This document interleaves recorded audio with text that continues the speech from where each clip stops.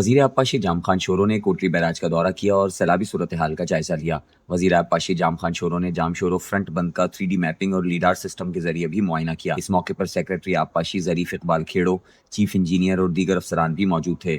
Chief engineer نے دریائے Sindh Kotri barrage میں ممکنہ سیلابی صورتحال سے متعلق صوبائی وزیر کو بریفنگ دی۔ بریفنگ میں بتایا گیا کہ 19 سے 20 ستمبر کے دوران کوٹری بیراج پر 4 سے 4.5 لاکھ کیوسک پانی پہنچنے کا امکان ہے۔ جام خان شورو نے گفتگو کرتے ہوئے کہا کہ فی الحال کوٹری بیراج پر پانی کا بہاؤ 3 لاکھ کیوسک ہے۔ صورتحال پر کڑی نظر رکھی جا رہی ہے، افسران الرٹ ہیں۔ انہوں نے کہا کہ کوٹری بیراج پر درمیانے درجے کا سیلاب ہے، تاہم کسی خطرے کی بات نہیں۔